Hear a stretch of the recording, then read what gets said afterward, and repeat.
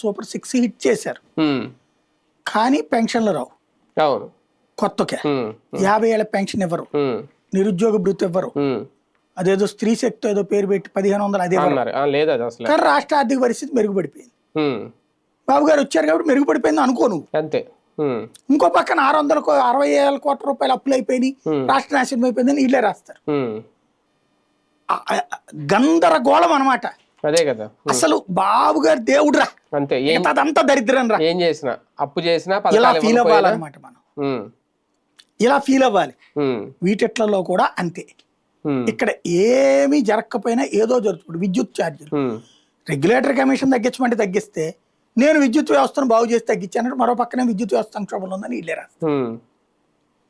ఏందంటే అంతే. ఇక మళ్ళీ 15,000 కోట్లు డబ్బులు కట్టాలని చెప్పి 1500 కోట్లు ఎంతో అడిగారు. ఏంది ఇది? క్రిందటి ఏడాది మళ్ళీ అట్లాగే ఉంది, మళ్ళీ వచ్చే ఏడాదికి అడిగారు. రేపు పొద్దున గృహ వినియోగదారులకు ఇబ్బంది రాకుండా చూద్దామని ప్రభుత్వం చెప్పిందని ఈనాడు సన్నాయి నొక్కులు నొక్కుతారు. అంటే జస్ట్ ఒక ఇదంతా ఏంటంటే మైండ్ గేమ్ గవర్నెన్స్. ఇది మైండ్ గేమ్, 24 గంటలు మైండ్ గేమ్. ప్రతి మాటని నువ్వు ఎలా ఆలోచించాలో చెప్తా ఉంటుంది.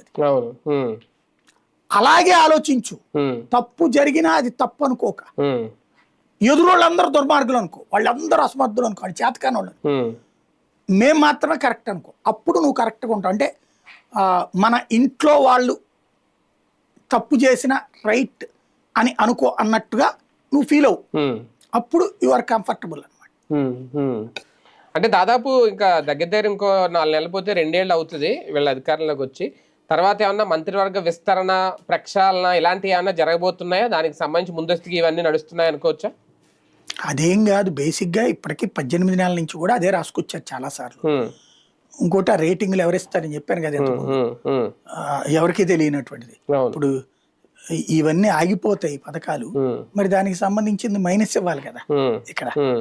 అది పక్కన పెడితే ఒకటి